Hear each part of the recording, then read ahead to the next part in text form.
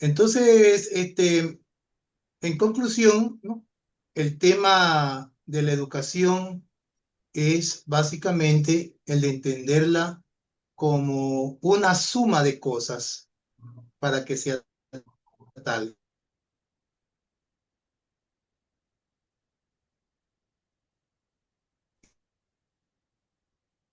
Eso lo entiende lamentablemente en la mayoría de los sistemas educativos en el mundo, incluyendo el nuestro, en Argentina, Perú, Colombia, Brasil, aquí en Sudamérica, la misma evaluación, la evaluación docente, la evaluación discente, la evaluación se centra casi todo en los contenidos eh, enseñados, tipo Maya, tipo Pensum. Eso se evalúa solamente una parte, que es esa, y las otras partes como que no traen a consideración. Lo que interesa es, inclusive en colegios, universidades, entonces, se hace el seguimiento al plan o al sílabo del profesor. Hay jefes de áreas, coordinadores, gestores, que ven si el profesor terminó o no terminó el plan. ¿Dio o no dio hasta el último tema de clase que puso? ¿Mm? O sea, lo que les interesa son solo los contenidos. La parte formativa, y de acuerdo a esos conceptos que no recuerdo bien quién los creó, de conocimientos duros y blandos, pues más interesan los duros, es decir, que giran alrededor de aspectos técnicos, matemáticos, estadísticos, físicos, químicos, considerándose los humanistas como éticos, morales, filosóficos, como blandos, o sea, como menos importantes. Hay, de hecho, una clasificación de ese tipo en educación, eh, varias fuentes que lo dicen. Ahí nomás se demuestra qué visión tienen las personas que gobiernan, que rigen la educación en todos los países acerca de esto. Es decir, parecería como que solo interesa la ciencia en cuanto ciencia, ¿no? Más no el ser humano como tal. Y yo diría que un ser humano súper preparado académicamente, con grandes conocimientos, pero en cambio que sea una persona no formada moralmente, es hasta más peligroso que un ignorante para la sociedad. Un ignorante, un hombre ignorantón, que sea malo, su límite de campo de su acción de maldad es muy pequeño. Pero un hombre muy inteligente, muy preparado, con mucho conocimiento, muy capacitado, y que sea malo, ese hombre es una bomba de tiempo, pues es un peligro tremendo para la sociedad. Entonces, si nos preocupamos solamente de formar ciencia, conocimiento, información, sin ninguna formación humana, humanística, sin formar su aspecto moral, estamos creándonos futuros tiranos, eh, dominantes del mundo, poderosos influyentes, ¿no? Creadores de enfermedades y de vacunas que nos maten a todos, etcétera, etcétera, etcétera. La educación sin formación, sin su parte humana, sin la parte que forma el ser como tal, ¿no? No es educación. Sin eso no es. La educación para ser tal tiene que ser holística. Holística significa integral, ¿no? Entonces, si solo se detienen, solo nos preocupamos de los conocimientos y lo otro no importa, eso no es educación. Así de sencillo. Alguien alguna vez decía, para resumirlo muy fácil, la educación es igual a información más formación en valores. ¿Usted quiere educar a alguien? Correcto. Dele conocimientos, dele información, pero también, por favor, fórmelo moralmente desde niño para que sea una persona de bien. Esas dos cosas juntas constituyen la educación y hacia allá deben estar dirigidos nuestros intereses y preocupaciones. Listo. Muy bien, doctor. Yo me recuerdo mucho lo que usted mencionaba en sus clases, porque como mencionamos, ya es las personas que vienen haciendo parte de este video, vienen asistiendo, habrán notado que yo fui su alumno. Y me recuerdo hasta hoy que la educación, usted mencionaba, siempre comienza en la casa. Los primeros educadores son los padres y eso hay que resaltarlo, es importante porque sucede, es triste, es lamentable, pero sucede que en muchos casos el padre quiere que el problema, o los padres quieren que los problemas que ellos tienen, los cuales deben resolverlo, quieren que el profesor lo resuelva. O sea, profesor, le entrego a mi hijo y resuelva el problema. Pero también Usted, usted ahí está. compóngalo, usted arregle todo lo que yo desarreglé. Exacto. Y ahí está el problema también de lo que usted menciona, que el sistema en general, lamentablemente, pone límites. Y al momento de apoyar al docente, al menos como para poder ayudar al estudiante, al niño, no se puede por las restricciones que existen. Entonces, Así. bueno, es triste, es lamentable y bueno, está muy interesante todo lo que está mencionando. Ahora, doctor, como para poder entrar un poco más en lo que es su personalidad, su vida, su recorrido, su historial, sus experiencias, yo quisiera que usted nos mencione dos puntos. El primero es, pero tiene que hacer memoria, yo sé que es una persona, que usted es una persona muy memorística y entre todo lo que usted se recuerde, quisiera que mencione lo que usted considere más cercano. Bueno, primero, uno de los momentos más críticos, más duros, más complicados de toda su carrera como profesor, porque usted es especializado en esto. Entonces, en toda su carrera como profesor, que usted diga fue un momento muy difícil, muy complicado, pero que usted lo pudo superar. Y lo segundo, a continuación, es que nos mencione cuál es la mayor satisfacción, digamos así, de ser docente, un profesor, un educador como tal. Y si usted llegó a tener alguna de esa experiencia también que nos mencione, en algún momento que usted dijo, bueno, esta escena me causó mucha alegría. Este progreso, este éxito, este logro me causó emociones, alegrías, me marcó en mi vida de forma positiva y me hizo bien. Entonces podemos decir que lo primero es algo negativo y lo segundo algo positivo. Listo. Listo, señor Villalba. Muy claro. Para ser concreto, créame que he tratado en esta entrevista, en esta reflexión que hemos tenido, he tratado de ser lo más concreto posible, a pesar de que yo tiendo a expandirme porque mi espíritu no es sintético, sino analítico. Eh, pero creo que todo lo que he dicho ha sido importante, necesario y puntual en cada una de las preguntas mencionadas. Tampoco esperaba pues que esta entrevista durara 5 o 10 minutos. Sabía que se iba a extender porque las preguntas eran varias y cada una de ellas llevaba su profundidad y merecían pues ser respondidas con profundidad. Por eso pues nos hemos expandido.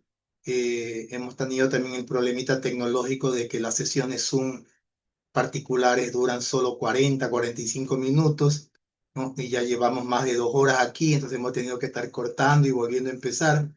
Yo entiendo que usted después va a pegar todo esto en una sola, en un solo video y cuando ya lo tenga, por lo menos con respecto al mío, también me gustaría que me lo reenviara para yo también poseerlo. Bueno, le respondo a su interrogante. Momentos difíciles y duros los he tenido muchos, ¿no? Yo comencé siendo profesor muy joven, porque como le digo, también me casé muy joven, ¿no? A los 20 años, ¿no? Y a diferencia de otros jóvenes que se arriman a sus hogares paternos para que los ayuden, yo no tenía que hogar paterno arrimarme. Mi madre ya estaba mayor, no podía yo chantarle una nueva hija, y nietos. Entonces yo me vi en la obligación de trabajar, buscar trabajo, y yo era todavía alumno de la universidad. Recuerdo que estaba en tercer año cuando yo ya busqué empleo y conseguí trabajo como profesor del IPAC, profesor de escuela. Eso era en la mañana, en la época en que, gracias a Dios, las escuelas y colegios terminaban a la 1 de la tarde y a la 1 de la tarde salía todo el mundo. No, no como ahora que los profesores los obligan a quedarse ahí prisioneros hasta las 3. Este, Salían a la 1. Bueno, yo regresaba a mi casa, almorzaba y, y en esa época daba clases particulares que también me ayudaban a mis ingresos. Y la Universidad de Guayaquil tenía en esa época 3 jornadas bien marcadas: matutina, vespertina y nocturna, porque también las horas clases no duraban 1 hora tiempo como ahora, sino 40 o 45 minutos, lo que permitía dar más horas clases en menos tiempo. Eso permitía tener 3 jornadas. En la actualidad solo tiene dos, porque como cada hora clase dura 1 hora tiempo desde el gobierno del señor Correa, entonces no alcanza el tiempo para tener 3 jornadas de 8 horas cada una, ¿no? A menos que saliéramos a las 12 de la noche, ¿no? Entonces, por esa razón, solo se quedaron 2 jornadas, ¿no? La mayoría de los trabajos te están votando a las 3 de la tarde, algunos a las 5 de la tarde, ¿ya? Y aún los estudiantes que escogen horario nocturno, cuyas clases comienzan alrededor de 5 de la tarde, a veces tienen problemas porque los cojo saliendo del trabajo, en el bus, en el colectivo, están en la calle porque todavía están con el teléfono, porque no llegan a su hogar todavía para instalarse tranquilamente a recibir una clase. Son circunstancias que se dan. Pero nosotros pues hemos aprendido ahí a sobrellevar esto, comprender a las personas, ayudarlas en lo posible. Yo trabajé en muchas partes y en ninguna de ellas dejé de estar por falta de capacidad, por falta de honestidad u honra académica, nunca, ¿no? Sin embargo, por ser como soy, eh, si ahora que ya soy una persona mayor, soy directo, cuando era joven y tenía menos educación, cultura y formación en mi personalidad para refrenarme, morderme la lengua, no decir todo lo que pienso. Yo era una persona muy frontal y de repente le decía a alguien lo que tenía que, claro, sin faltarle respeto, ¿no? Eso me llevó muchas veces a tener problemas con inspectores, gestores de cada institución, que me veían de repente como un profesor problemático, porque de repente decían, oiga, la disposición es esta, pero discúlpeme, señor inspector, pero esto no me parece correcto, no es justo por esto y pero así ya. Pero hay personas y lugares que te dicen, no, pues usted le dicen que esto se hace así, en esta empresa así se hace. No le estoy consultando, tiene que hacerlo así, ¿ya? Entonces ahí chocábamos y ahí veces por esta situación de mi manera de ser, yo de repente tenía que salir de una institución educativa.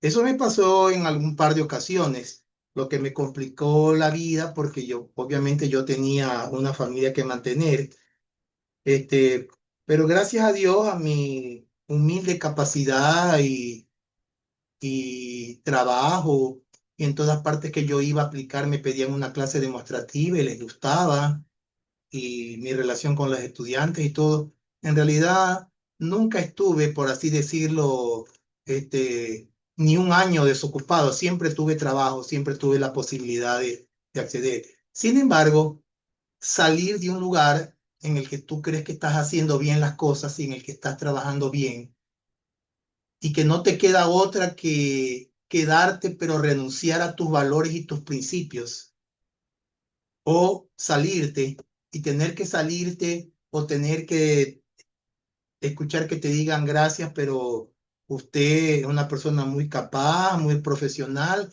pero desgraciadamente su forma de pensar no está de acuerdo a nuestros lineamientos, a nuestra política, y entonces no vamos a estar chocando, entonces no puede ser. Esta parte fue una de las que en algunos momentos en mi vida me causaron malestar, molestia en el campo pues, de mi profesión de la educación.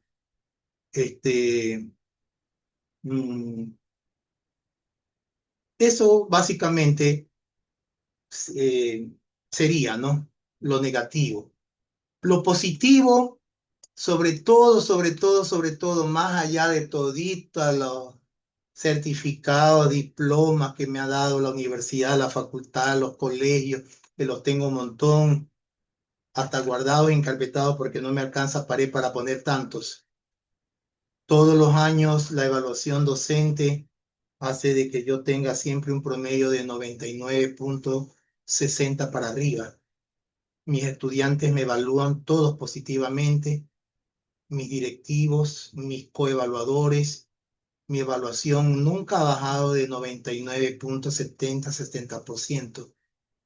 Eh, Me llena de satisfacción eso porque esa evaluación en todos los aspectos hace que se demuestre de que yo estoy haciendo bien las cosas. Sin embargo, no es eso lo que más gratitud, satisfacción me causa o me ha causado, sino el aplauso callado, secreto, la voz de aliento que no se sabe, no se llega a saber, porque me la escribe un alumno en un chat particular, porque me la escriben mis estudiantes como despedida de curso en el WhatsApp del grupo, porque me lo dice un estudiante en la calle que yo ya no me acuerdo ni de quién será, ni de dónde fue alumno mío, ni de qué parte, pero él sí se acuerda bien de mí, ¿no? Esos saludos, ese profesor, profe, mister, las distintas formas en que lo llaman los alumnos a uno. Doctor, que por aquí, que por allá. No, gracias por todo. No, el otro día sí me conmovió, hace un par de semestres atrás, que todo un curso había preparado, la última clase, una despedida en la cual los distintos alumnos no tocaron guitarra y dieron una poesía, ¿no? O sea, no me dejaron dar clase y me dijeron, esta es una despedida, profe, no, permítanos despedirnos bien de usted, ¿no? Bueno, eso me emocionó muchísimo, ¿no? Y son cosas pues que no se llegan a saber, no sé, pero le quedan a uno, ¿no? O el alumno que me escribe particularmente porque es tímido, callado, dice, profe, usted ha sido el mejor profesor que he tenido en mi vida, yo lo respeto y lo quiero no solo como profesor, sino como el padre que nunca tuve, cosas de ese tipo, ¿no? Son satisfacciones que uno las lleva en el corazón, ¿no? Y que no tienen valor económico, ni político, ni ningún cuadro, ni diploma puede igualar ni compensar. El otro día iba por el Palacio de Justicia y un carrazo que, uy, Dios mío, ¿cuándo podré yo comprarme un carro así? Un carrazo como un chico se baja del carro por ahí, ya un joven, ¿no? Así como usted, un poco más, un poco menos. Me dice, profe Hidrobo. Entonces yo dije, profe Hidrobo tiene que ser de colegio, porque el alumno es de universidad ya. O cuando me dicen, como yo trabajo en muchos colegios bilingües, en los colegios bilingües a los profesores le dicen mister y a las profesoras miss. Entonces cuando dice mister, ya, tiene que haber sido del nuevo mundo, de la moderna. Bueno, profe Droid, yo me quedé, ¿no? Y me dio risa porque todo el mundo se quedó, ¿no? ¿Se acuerda de mí? Yo soy fulano de tal. ¿Se acuerda que usted cada rato me puteaba, me botaba, me decía, me sacaba de la clase y luego me aconsejaba como padre, ¿se acuerda? Y que me decía que yo tenía que superarme y luchar y que tenía que salir adelante, ¿se acuerda? Dice, ya soy abogado, me dice. Gracias a usted, me dice. O sea, siempre lo recuerdo porque esas palabras, hasta de reprensión, ¿no? Que mis padres nunca me las dijeron, me ayudaron a ser lo que ahora soy. Gracias, profe. Entonces, yo no sabía qué hacer. Ya, mijo, gracias, chévere. Y recuerdo que las personas que estaban por ahí alrededor, algunas de ellas, cogieron y aplaudieron sin saber ni quién era ese chico ni quién era yo, pero aplaudieron el momento, el acto, la situación. ¿No? ¿No? Créanme que los ojos se me llenaron de lágrimas, pero esas son las grandes satisfacciones, esos pequeños momentos significativos son, por lo menos para un verdadero maestro, que yo me considero así, ¿no? Los más representativos que uno se lleva en el corazón. Y de eso he tenido, gracias a Dios, algunos a lo largo de mi vida. Qué bueno, doctor, muy conmovedor, se me aguaron los ojos, pero bueno. Sí, es muy conmovedor lo que está contando y la verdad que es eso. Yo hasta incluso fui uno de los que le dejó algún mensaje en alguna ocasión, Sí me recuerdo. reconociendo su gran labor, porque es algo de admirar, al menos yo se lo dije y le fue honesto. Para mí, el mejor hasta hoy. Uno, o sea, uno no, para mí el mejor profesor que yo he tenido. Muchas Hasta gracias. como usted Sí, se habrá dado cuenta, uno es extranjero, vino acá a Ecuador por algunos motivos personales y ni siquiera en mi propio país yo vi una persona tan que ama tanto lo que hace como usted. O sea, por eso que yo me atreví a mandarle el mensaje, comentar con algunos compañeros también lo excelente profesor que es y lo cuánto se lo admira, ¿no? Bien, muchas gracias. doctor, bien merecida el reconocimiento. Bueno, avanzando con un asunto más, ya tenemos 2 puntos y ya terminaríamos casi. Bien, lo siguiente que tenemos es si usted tuviera que resumir, en pocas palabras, a lo que es un buen colega, o sea, cuando hablamos de colega, es compañero de trabajo, en el caso de usted, el ámbito de docentes. Si usted tuviera que resumirlo en pocas palabras, ¿qué es un buen colega, un buen compañero? ¿Y qué es ser un buen profesor? ¿Qué es ser un buen educador? En pocas palabras, ¿cómo usted lo describiría? Listo. Un buen colega debería ser primero una persona honesta y sincera contigo. Una persona honesta y sincera porque un buen colega deshonesto o falso no podría ser buen colega.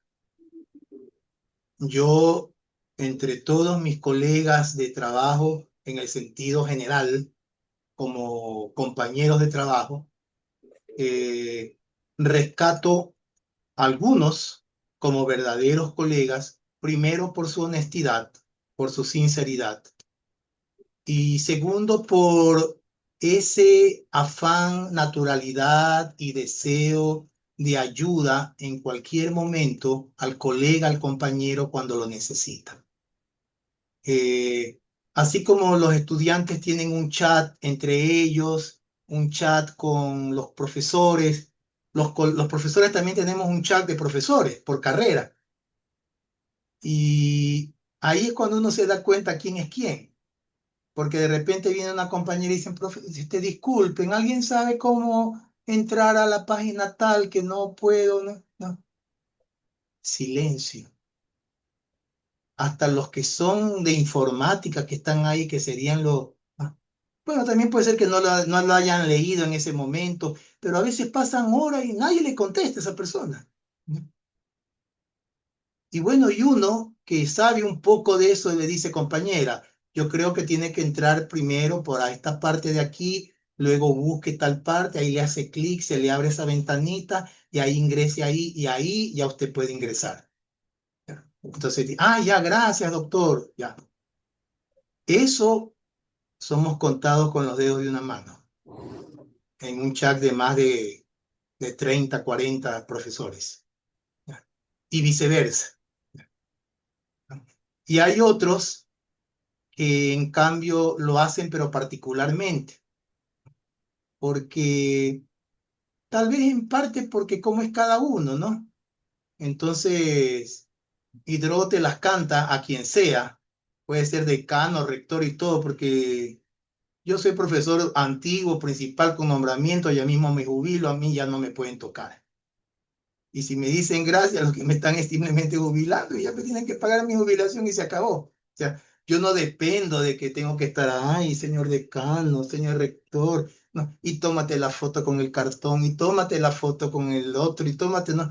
Yo ya estoy en otro momento de mi vida, ya. Entonces, con educación y elegancia y cortesía, si yo le tengo que decir a alguien sus verdades, se las digo, ¿ya? Entonces, pero algunos ven eso y se asustan y dicen, uy, que si yo le digo, si el doctor Hidrobo puso un pensamiento increíble, ¿no? Pero solo dos o tres que son mis amigos me ponen la manito, ¿no? Pero hay algunos que me escriben, doctor, totalmente de acuerdo con usted, pero particularmente porque les da miedo decirlo en el chat público, ¿no? Vayan a decir, ajá, ese man está con Hidrobo, ¿no? ¿No? Y a este de aquí sí lo podemos joder, ¿no? Vamos a fregarlo, ¿no? Entonces, pasa eso, ¿no? Entonces le cuento que estas cosas ocurren, ¿no? A nuestro nivel, ¿ya? Y yo hace un momento había compartido un pensamiento este, de Séneca, porque veo a veces ya tanta cosa que ya me da hasta vergüenza pública, vergüenza ajena, porque como usted sabe, estamos en etapa de elecciones en la universidad. Y todo el mundo pone fotos y que se toma que puta laptop y se toman fotos con el rector, con el decano y oiga, y cada cosa que todos los días tengo que borrar, pero como 80 90 100 fotos, porque se me colapsa el teléfono, ¿ya? Y todas son, señor rector, estamos con usted, señor decano, que por aquí, que por allá, que esto, bla, bla, bla. Y yo me pongo a fijar, la mayoría son profesores contratados, ¿ya? Y por la política y la forma de actuar, a veces no se premia la capacidad, sino la parte política. En nuestro país tenemos un término, ¿no? Que no sé si también lo utilicen en el tuyo, cómo la llamarán en el tuyo, ¿no? Se le dice perruñería, ¿no? Perruño. Se le dice a la persona que anda como perro ahí atrás del otro, ¿no?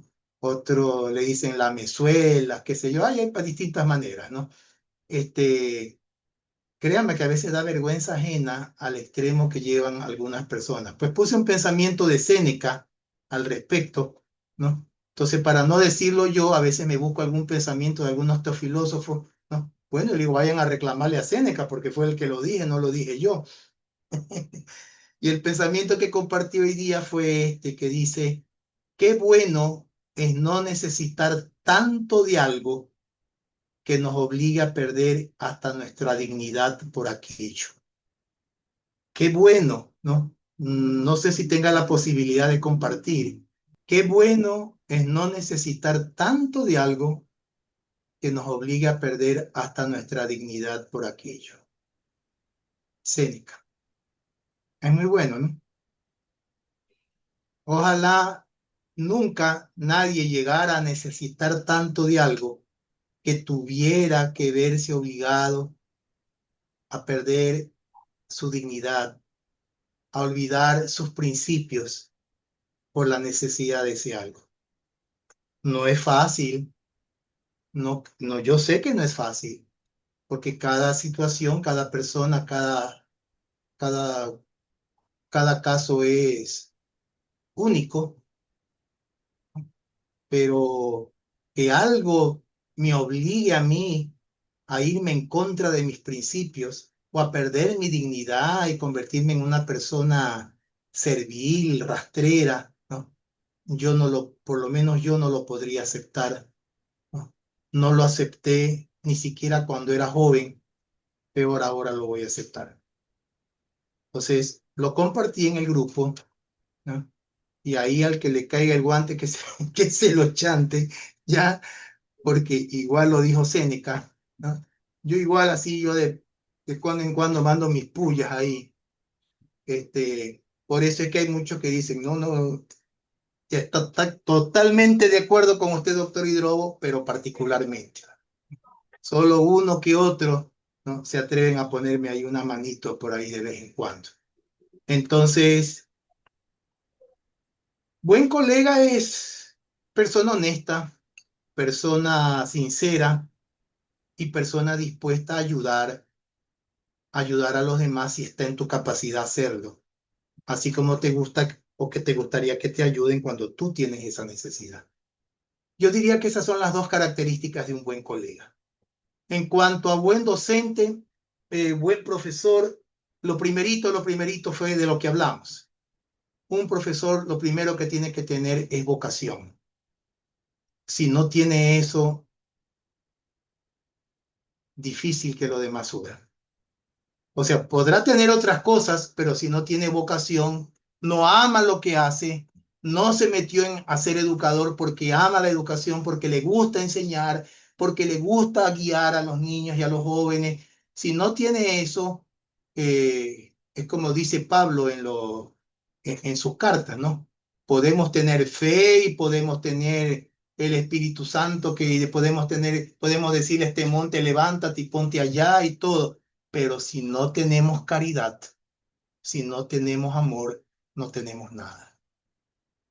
O sea, un cristiano que tenga fe y se sepa las escrituras y que tenga el Espíritu Santo y que hasta de repente entre en convulsiones y qué sé yo, pero si no tiene amor por su prójimo, no tiene caridad cristiana, no tiene nada, pues. Pues si el cristianismo básicamente debe ser amor. Si un cristiano lleno de odio, ¿no? Mejor ñaño este musulmán, mejor, está más cerca de allá que de acá. ¿Ya?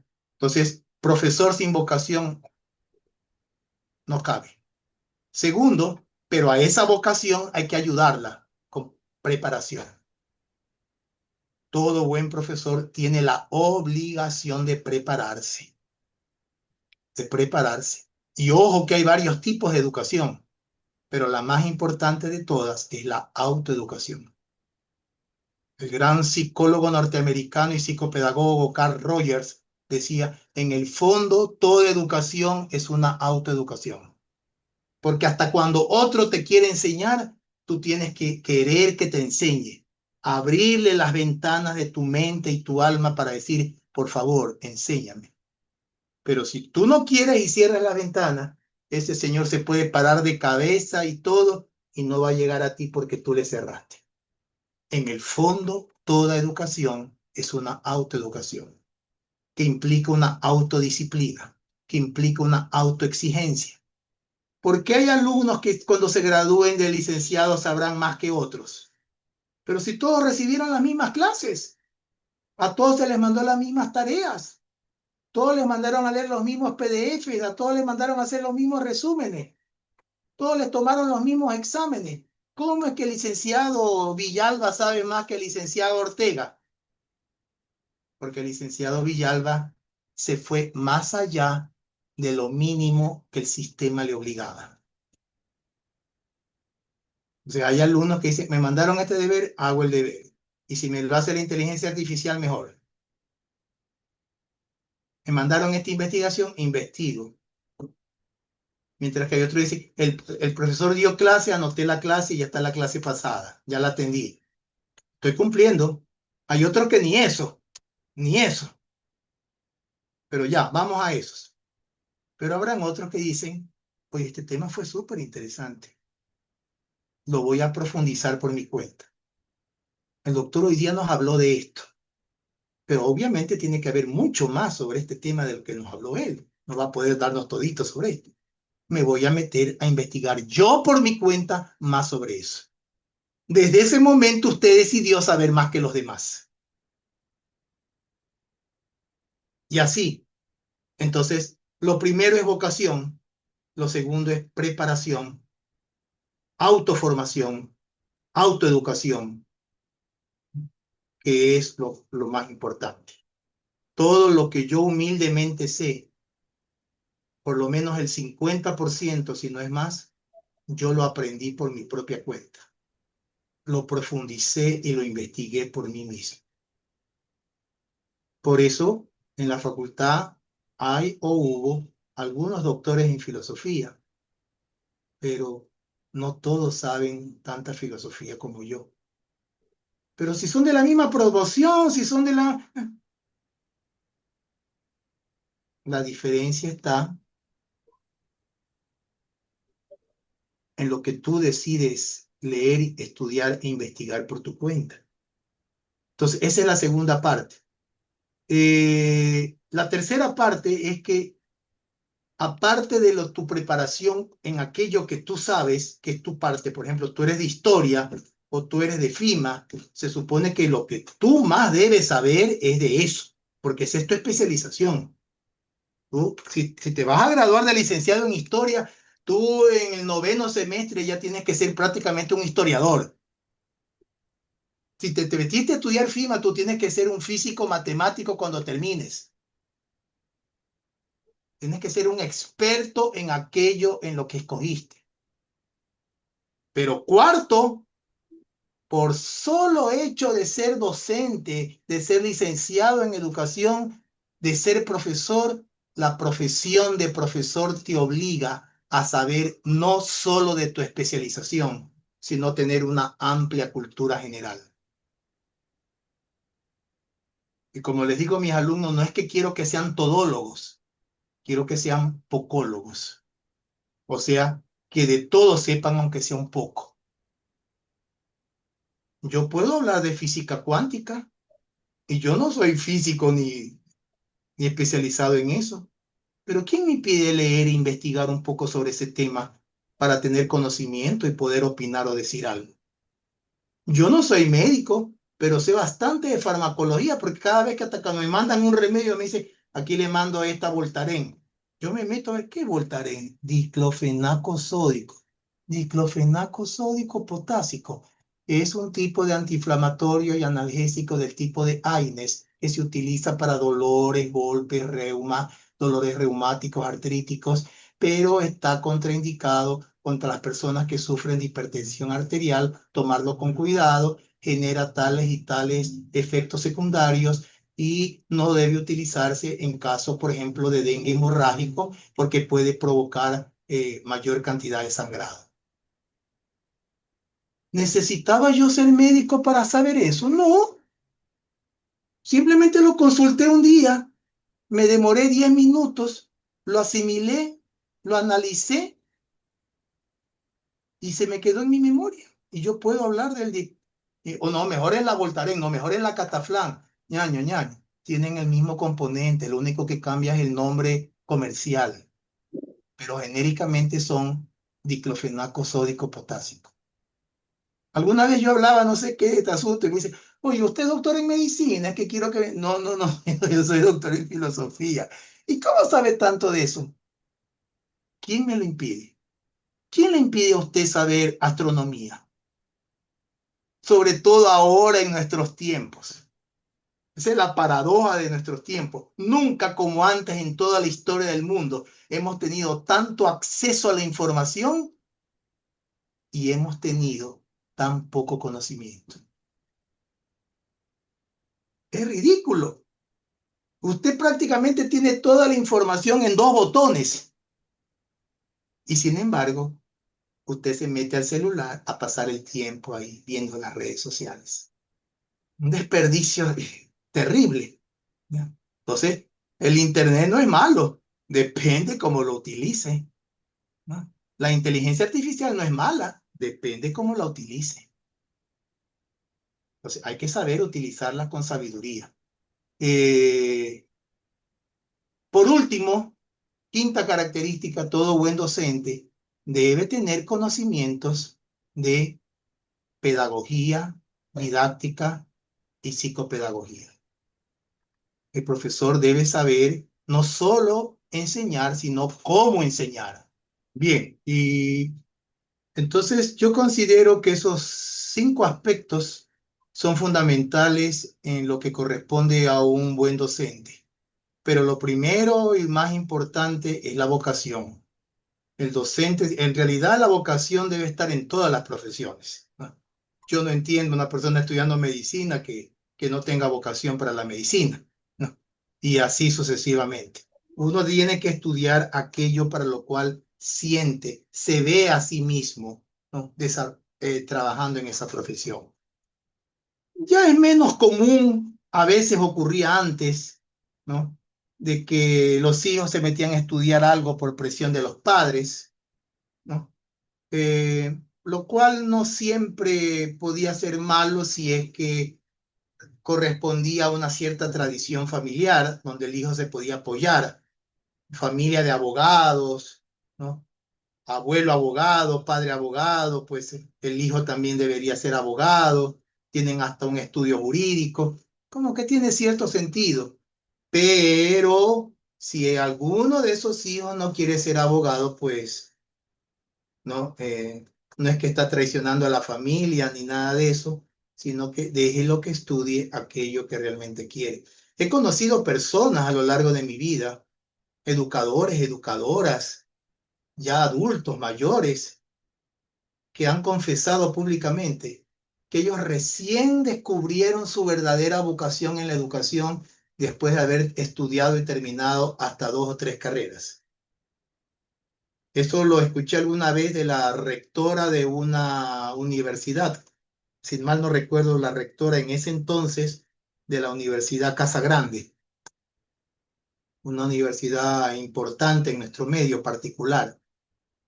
En un discurso que ella dio alguna vez en que yo estuve presente, la escuché decir, porque era una graduación de colegio, le decía a los chicos, no tengan miedo de aventurarse y buscar. Y si se equivocaron, pues se equivocaron, corrijan a medio camino y enderecen, ¿no? Esto es como el amor, conociste a alguien, te enamoraste, pero si en medio camino te diste cuenta que esa persona no es para ti, no es que tienes la obligación de seguir con ella porque ya, o sea, si te hiciste responsabilidades como hijo, bueno, tendrás que ser responsable de ello, pero eso no te obliga a seguir con esa persona como pareja si ya no quieres. Lo mismo ocurre con la profesión, ¿no? Y decía, después de ese, conocí a un director de una sinfónica en Guayaquil, que era abogado de profesión, pero era músico de vocación. Y recuerdo que una vez fui a su estudio y vi el título colgado ahí y decía abogado de la República. Pero me di cuenta bien y habían 2 diagonales de lado a lado trazadas con regla, con lápiz, que hacían una X así. Yo le decía, ¿es un error mío o abogado? ¿O es que, porque todo el mundo sabía que era abogado? ¿Es un error mío, abogado, o su título tiene una X ahí trazada? Sí, se lo puse yo mismo, porque en realidad terminé graduado de abogado, pero nunca ejercí la profesión, porque me di cuenta que lo mío era la música, y como yo tenía estudios particulares de música, terminé como director de la Sinfónica. Vea usted, ¿ya? Así que tampoco es que una camisa de fuerza, ni que, ah, ya que me gradué de esto, no me queda otra, ¿no? Depende, ¿no? ¿No? Hay libertad para que tú en cualquier momento elijas si cambiar tu camino o no. El padre del existencialismo, Soren Kierkegaard, ya no, frases muy buenas, pero esta de aquí es una de las mejores. Soren Kierkegaard decía, existir es elegir y elegir es renunciar. Existir es elegir y elegir es renunciar. Durante toda nuestra existencia estamos tomando elecciones, cada día desde que nos despertamos. Pero cada una de esas elecciones de alguna manera implica una renuncia. Elegiste estudiar filosofía, momentáneamente renunciaste a estudiar leyes. Elegiste venir al Ecuador, renunciaste a quedarte en tu país. Elegiste quedarte en tu país, renunciaste a irte al extranjero. Elegiste quedarte con esta chica, renunciaste a quedarte con la otra. Cada camino que elegimos es una renuncia a otro. Es una ley de la vida, la cual nosotros tenemos. Hay veces en que no queremos aceptar eso, pero los caminos son tan divergentes que tú tratas de mantener un pie en cada uno hasta que te das cuenta que no puedes más y tienes que decidirte. No puedo seguir en ambos caminos. Tengo que decidirme si me quedo en el de la izquierda o en el de la derecha. Existir es elegir y elegir es renunciar. Y lo mismo ocurre en la educación y en la vocación, ¿no? Vocación, preparación que apoye esa educación, esa vocación. Tercero, saber muy bien la especialización que elegiste. No obstante, cuarto, tener una amplia cultura general que te permita saber de todo un poco, porque ya que eres profesor, licenciado, vas a ser magíster eres educador, tu profesión casi, casi te obliga, ¿no?, a tener una amplia cultura general. Y por último, conocimientos de pedagogía, psicopedagogía, de didáctica, porque el profesor tiene que saber distintos métodos y técnicas, porque todos los grupos tampoco son iguales, ¿no? Hay un secreto en educación, es que en educación no hay recetas, no hay recetas. ¿Por qué? Porque la receta que me funciona a mí, a lo mejor a ti no te funciona. ¿Por qué? Porque yo no soy igual a ti, porque tú no eres exactamente igual a mí. Hay veces en que la misma receta a mí mismo no me sirve con todos los grupos. Hay un grupo en el cual yo contaba un chiste y todos de esa clase se moría de la risa. Otro grupo le contaba el mismo chiste y silencio, solo los grillos se escuchaban. Y por ahí alguien ponía, ¿y qué te man que se cree gracioso? ¿Ya? Entonces, si ni a uno mismo, ¿no?, le sirven las mismas técnicas, los mismos métodos con todos sus grupos, ¿por qué le habrían de servir a todos? Por esa razón, el docente debe conocer distintas técnicas, modos y maneras. Por eso el docente debe ser ecléctico. Dice el profesor, el docente tiene que ser constructivista, tradicional, conductista, cognitivista. El docente, tarde o temprano, el buen docente comprende que tiene que ser ecléctico. Y ecléctico significa, se da cuenta que tiene que tomar lo mejor de distintos modelos pedagógicos hasta formar el suyo propio. Y tomar también para eso como modelos a tus docentes. Oye, ¿qué de bueno tiene Hidrobo? Hidrobo tiene de bueno esto, esto, esto y esto. Eso lo voy a coger para mí. Y lo voy a adaptar un poco a mí mismo. Pero, ¿en qué parte fallaba Hidrobo? Bueno, Hidrobo fallaba en esto y esto. Bueno, esa parte no la cojo. ¿Qué bueno tenía Ortega? Ortega tenía bueno esto y esto. Eso lo cojo. Entonces yo voy haciendo como una especie de mezcla, ¿no? Y que lo mezclo por último con mi propia personalidad y de ahí sale mi modelo pedagógico, que no es conductista, ni constructivista, ni cognitivista, ni humanista, sino que es mío, hidrovista, un poco una mezcla de todo. ¿Por qué? Porque yo soy ecléctico y he aprendido a seleccionar y tomar lo mejor y en base a mi propia forma de ser y personalidad, adaptarlo para trabajar con mi propia metodología. Y yo diría que esas son las grandes características principales que tiene que tener el buen docente para terminar el tema anterior. Muy bien, doctor. Entonces, en base a su trayectoria, como lo hemos mencionado, sus experiencias, dos últimos puntos y con esto cerramos la entrevista, ¿sí? El primero es quisiera que usted nos dé su punto de vista sobre la vida. O sea, todos estamos acá de pasada, usted tiene conocimiento de eso, nadie es eterno. Ahora, yo a usted lo considero una persona inteligente, pero aparte de inteligente, una persona sabia, una persona que tiene sabiduría, porque considero que es algo distinto. O sea, la inteligencia es algo que nosotros la podemos estudiar y la vamos... eh, Desarrollando. Exacto. Y lo que es la sabiduría es algo que brota, es mi punto de vista, no es algo que brota de lo más profundo del ser de cada uno. Entonces, según su perspectiva, ¿qué considera usted o cómo lo considera al verdadero sentido de la vida? ¿Cuál es el sentido de la vida? Eso es lo primero. Y por último, para cerrar con esta entrevista, quisiera que le dé un consejo a todos los estudiantes que se están preparando para ser docentes, para ser educadores a futuro. Y ese consejo que sea en base a lo que vivimos en la actualidad, pleno siglo XXI, como lo hemos mencionado, mucha tecnología, mucha inteligencia artificial, el sistema educativo deficiente, si podemos decirlo de esa forma, que usted le dé un consejo a ellos, por último, y con eso daríamos por concluida la entrevista que estamos llevando a cabo. Listo. Eh, si me permite, voy a invertir el orden de las respuestas, comenzando por lo último.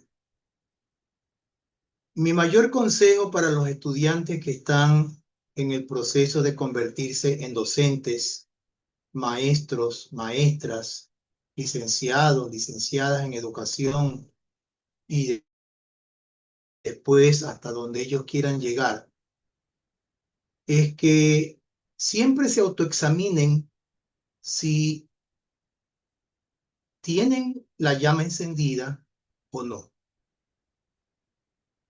Si ellos sienten que sea la edad que tengan, el momento en que sea que cual sea que estén viviendo, sienten que ya no hay pasión, no hay gusto, no hay amor, no hay deseo de educar, sería preferible que den un paso al costado y se dediquen a otra cosa.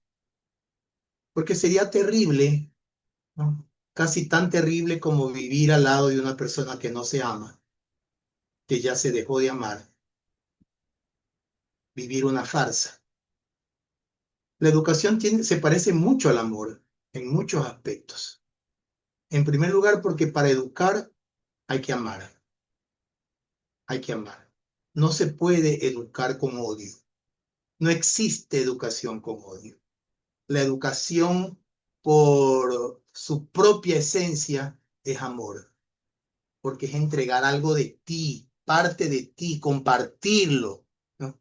Y no se comparte con odio, se comparte con amor. Pero el amor necesita ser correspondido, es parte del ser humano. Los griegos hablaban de como de 7 tipos de amor, sin embargo los resumían en 3: el ágape, el filia y el eros. El ágape era el amor que sentía el creador por sus criaturas. Lo más parecido al amor ágape en los seres humanos es el amor de los padres por los hijos. 2, el amor filia, que es el amor amistad, el amor de hermano, de amigo, de compañero, pero también es el amor por aquello que tú haces, por aquello que te gusta. Y el tercero, pues, es el amor eros, el amor sexo, el amor carne, el amor pasión que tú sientes, pues, por tu pareja. De esos 3 amores, los 2 más aplicables a la educación serían los 2 primeros. Porque el maestro debe ver siempre a sus estudiantes, sin que importe la edad, ¿no? Debe verlos como sus segundos hijos, con esa visión, con un tipo de amor ágape. Y segundo, con amor filia, porque el docente debe ver al estudiante también como su amigo. El docente debe tratar de hacerse amigo del estudiante, ¿no? Sin que eso signifique falta de respeto. Pero sobre todo porque también en la segunda parte del concepto de filia, amor por lo que se hace. El docente debe tener amor por la educación. Y si eso lo ha perdido, entonces ha perdido la llama. Consejo número 1, autoexamínese si usted tiene la llama, si tiene la vocación encendida, si a pesar de los problemas que los va a tener, los va a tener, ¿no? Oiga que la educación tiene tantos problemas, bienvenido a la realidad, bienvenido a la vida, ¿ya? Pero esto no es para cobardes, esto es para valientes, ¿ya? Si a pesar de todo usted no pierde la llama, ¿no? Entonces usted siga en este camino. Si usted en realidad se da cuenta que esto no es lo suyo, de un paso al costado. Pero es que ya estoy en cuarto semestre, no ha pasado nada, peores cosas han pasado en la vida. Hay personas que han vivido 20 años juntas y se divorcian. Tú solamente has estado 4 semestres aquí. Pero no porque hayas estado 4 semestres aquí y te has dado cuenta que realmente esto no es lo tuyo y que debiste haberte ido hace tiempo, no significa que no lo puedas hacer. Preferible es que te separes a tiempo a que termines porque ya te metiste en esto y tienes que terminar y resulta que terminas siendo un profesor sin vocación, sin llama, sin ganas, sin deseo. Mi primer gran consejo sería eso. Autoexamínese. Segundo, no deje de prepararse y de autocapacitarse. Cada oportunidad que tenga de un curso, métase, aprenda por su cuenta, métase en internet. Tiene problemas con la tecnología, métase en tutoriales, métase en un curso en el SECAP, métase en algún curso en algún instituto, aprenda por su cuenta, investigue, pregunte a los que más saben. No deje de prepararse, porque eso es fundamental en la educación. Yo diría que esos son los dos principales consejos que le daría a los que sí quieren seguir educación. Y vámonos a la última pregunta, que es sobre el sentido de la vida. Bueno, esa es la pregunta de los siglos, ¿no? La pregunta de los milenios, ¿no? ¿Cuál es el sentido de la vida? ¿Por qué estamos aquí? ¿No? Eso en base a su opinión, o sea, algo personal. Ya Claro, por muchos supuesto. filósofos Pero dan sí, sí, sí, su punto por de vista. supuesto que sí, ¿no? Pero pues con el tiempo usted se dará cuenta que en su opinión personal se han implementado de alguna forma, se han ido incrementando, llenando un huequito aquí, otro poquito acá, un ladrillito aquí, otro ladrillito acá. Todas las cosas que usted ha estudiado y aprendido ya forman parte de usted, ¿no? Todo lo que usted ha aprendido y estudiado en la vida forman parte de la estructura, cada ladrillo de lo que es su edificio actual. Usted ya no puede renunciar a ellos, forman parte de usted. Cada cosa que usted leyó, cada cosa que usted aprendió de lo que dijo Buda, Sócrates, Platón, Aristóteles, cada enseñanza que dejó el Maestro Jesús, cada reflexión de Kant, de Descartes o de Hegel, forman parte suya porque forman parte de su formación. Obviamente, usted no se va a limitar simplemente a repetir lo que dijo fulano sutano, sino que usted ha enriquecido su pensamiento en base a todo eso que he aprendido, ¿no? Y ojo, la otra es la experiencia de la vida, ¿no? No solo es educación lo que se aprende en los libros, educación también es, saber también es, conocimiento también es lo que se ha aprendido por la experiencia de la vida. ¿No? Y ese aprendizaje es fundamental.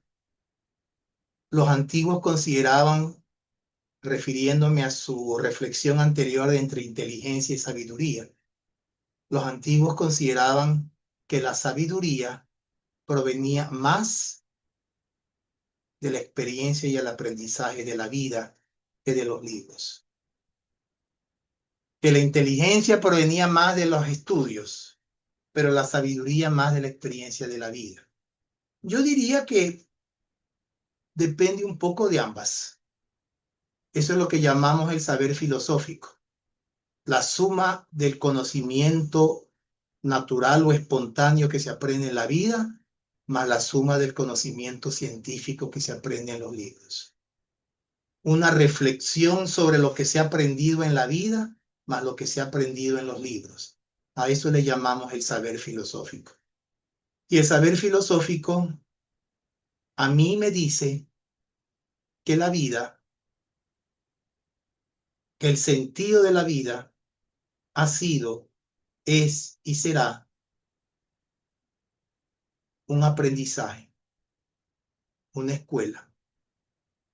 Si podemos darle un sinónimo a la vida, sería el de una escuela, de una gran escuela desde que naciste hasta que te mueras, de un aprendizaje en base a tus caídas, tropezones, resbalones, tus lágrimas, tus derrotas, tus pérdidas, tus triunfos, tus risas, tus victorias, tus logros, todos los trapos sucios y limpios que forman parte de tu vida, ¿no?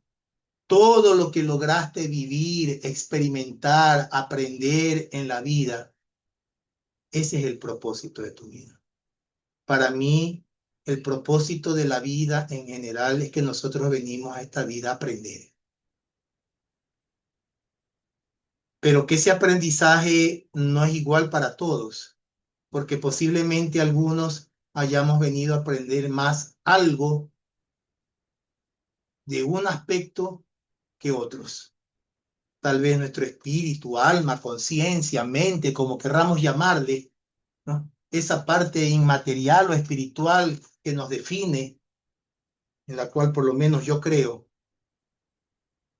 que somos más que simplemente un cúmulo de átomos y moléculas. Tiene y viene a este mundo con un propósito de aprendizaje. Y ese aprendizaje permanece con aquella alma, mente, espíritu, conciencia que se nutrió de lo que vivió en esta vida. Hay un video que anda circulando por ahí de una película muy buena con dos grandes actores, Jack Nicholson y Morgan Freeman, supuestamente dos hombres que coinciden que ambos se conocen en el hospital porque les ha dado cáncer terminal por distintas razones. Se hacen amigos, el uno blanco, viejo, cascarrabia, multimillonario, el otro negro, viejo también, eh, este, conocedor de autos, trabajador automotriz. Y resulta de que ambos empiezan a conocerse y compartir su vida y deciden escribir una lista de las cosas que no han logrado hacer en su vida, experiencias, y que las van a hacer antes de morir. Cada uno de ellos va a escribir su lista, ¿ya? Y el uno le va a ayudar al otro a que vaya cubriendo su lista, ¿no? Después tratan de hacer una lista común y deciden compartirla.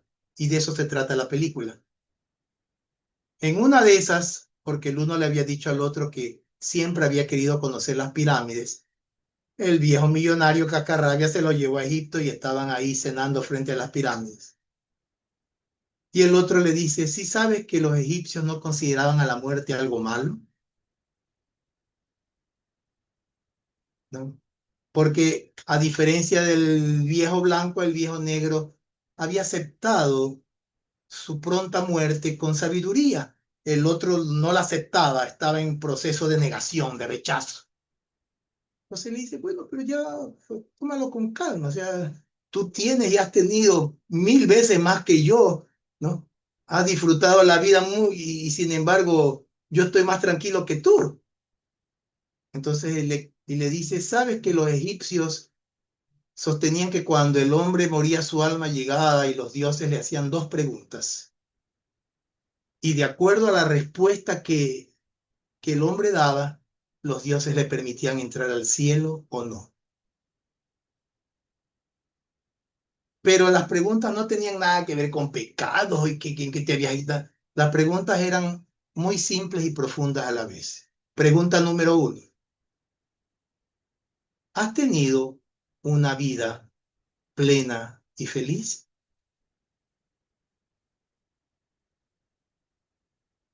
Segunda pregunta. ¿Has compartido esa felicidad? ¿Has brindado algo de tu felicidad o alegría a otros? ¿Has hecho feliz, felices o alegres a otros en tu vida? Esas eran las dos preguntas. El tipo se quedó desconcertado, no esperaba ese tipo de preguntas. Primero le pregunta si ha tenido una vida plena y feliz. ¿Has sido feliz? ¿No? ¿Te has preocupado de ser feliz en tu vida? ¿O te has detenido simplemente en funcionar, administrar, trabajar, cubrir, cumplir? ¿Has tenido una vida plena y feliz? Segundo, ¿has brindado un poco de esa felicidad y alegría a otros?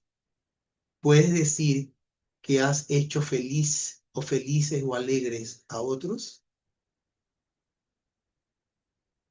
Y yo creo que esa pregunta, esas dos preguntas, vendrían a contestar también en una buena parte el sentido de nuestra vida.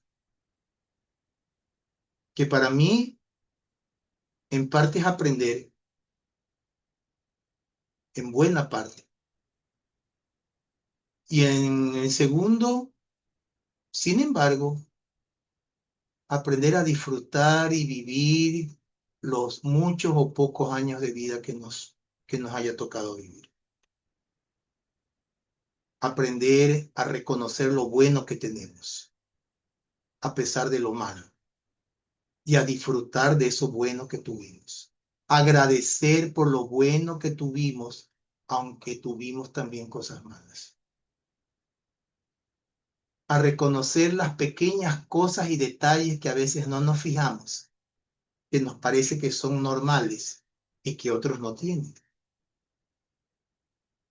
Y que yo lo considero como utilidad. Si aprendes, aprendes y aprendes, pero no aplicas lo que aprendes, ¿de qué te sirve? Todo esto termina aterrizando en ser útiles. Si aprendiste y aprendiste en la vida y fuiste feliz, pero nunca compartiste nada de lo que aprendiste, nunca compartiste nada de tu felicidad o alegría con otros, ¿de qué te sirvió todo lo que aprendiste o viviste? El sentido de la vida termina, por lo menos para mí, en la parte práctica de compartir con los demás lo que la vida, el destino, el universo, Dios o como le quieras llamar, te dio.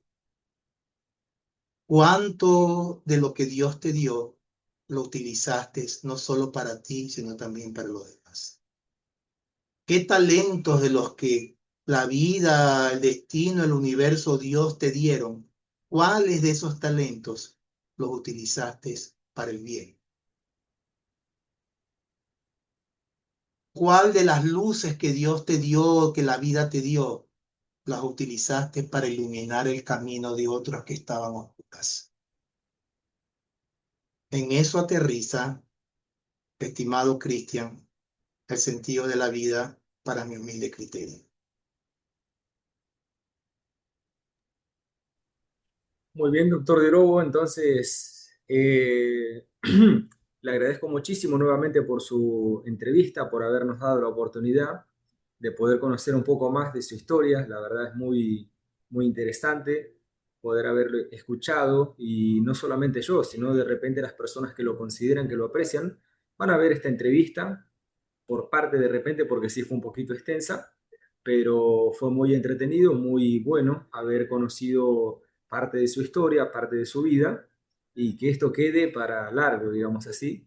Y bueno, Ojalá, ¿cómo? ojalá, sí, que se guarde en alguna parte para cuando ya no esté. Seguro, seguro que muchos nos quedamos, porque es lo que usted dijo, al menos se podría considerar que usted sí cumplió con ese papel que usted mismo está diciendo, que es el compartir. Entonces, usted pudo cumplir con eso. Y para complementarlo, no exactamente con lo que usted está diciendo, sino con lo que mencionamos anteriormente sobre los que quieren ser futuros docentes. Bueno, yo sí quisiera complementar eso, que me recuerdo hasta hoy. Hay muchas, muchas clases las cuales quedaron en mi mente, o sea, no necesité ni siquiera escribirlo, pero quedaron en mi mente. Y algo de eso fue, por ejemplo, que usted mencionó en alguna ocasión, y dice que para ser un buen, perdón, para ser un buen docente es necesario estar bien en tres puntos. Usted se va a acordar porque usted fue el maestro en ese momento y lo es. Y usted dijo que hay que estar bien espiritualmente, psicológicamente y emocionalmente. Si no estás bien en esos tres puntos y te toca ir a dar clases, lamentablemente puede que cometas algunos errores, algunos deslices, como usted ha escuchado, por ejemplo, hace un tiempo. Yo soy un tipo que no menciona mucho las cosas para evitar problemas. Como lo hemos mencionado también, usted lo ha interactuado, que el sistema y o sea, la sociedad en general actualmente tenemos que ser muy cuidadosos. Pero a lo que voy, por ejemplo, que no podemos exponernos mucho. Bueno, entonces, volviendo al punto, o sea, estos son estos tres puntos los puntos claves que hay que tener en cuenta, hay que considerarlos para ser Así es. Sobre todo, Cristian, porque una persona para ser educador necesita ser sobre todo una persona sana, ¿no? Mental, psíquica y espiritualmente. Claro, Porque, como usted bien dice, ¿no? Si no es así, tarde o temprano, ¿no? Si usted está, si una persona está enferma de alguna manera, espiritual, mental, psicológicamente, esa enfermedad, no, no es una persona buena, en el fondo es una persona mala. Esa maldad que hay en él o en ella, en algún momento aflorará, saldrá y podrá afectar, ¿no? Decididamente a sus estudiantes, niños o jóvenes. exacto. A lo que yo me iba a referir hace un momento cuando digo que tenemos que tener cuidado con lo que hablamos, hubo un caso hace un tiempo, no lo voy a hablar en específico, pero sí hubo un caso de una persona que cometió un desliz en una unidad educativa, eh, como que tuvo un problema con un estudiante y creo que hasta fue preso. Entonces, a eso lo que vamos, era un hombre y tuvo problema con una estudiante, una señorita, y creo que lamentablemente fue preso. Entonces, no vamos a hablar en específico, no vamos a dar muchos detalles. Claro, Usted me puede entender. Bueno, así por como ese supuesto. caso, hay muchísimos. Lamentablemente, en lo que estamos hablando, cuando la carne cede, o sea, nuestro cede, se puede cometer ciertos errores, ciertos desliz. Bueno, errores es una cosa, ahora horrores ya es totalmente distinto. Entonces, a eso es lo que vamos cuando yo le repito lo que usted nos enseñó hace un tiempo, a estar bien espiritualmente, psicológicamente y emocionalmente. Esos tres puntos son importantísimos para quien quiere ser un educador, un profesor a futuro.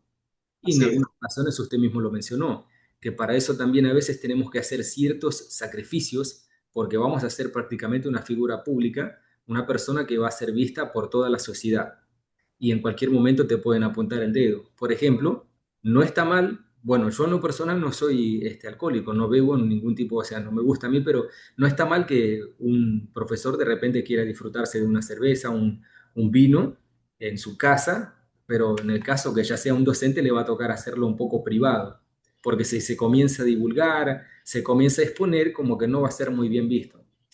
Por Entonces, supuesto. claro, doctor. Entonces, con esa aporte final es que ya llegamos a la conclusión de esta entrevista. Le agradezco muchísimo nuevamente y las personas que van a verlo también van a quedar muy agradecidas y seguro se van a poner contentas de haber escuchado todo esto que hemos interactuado y hemos hablado.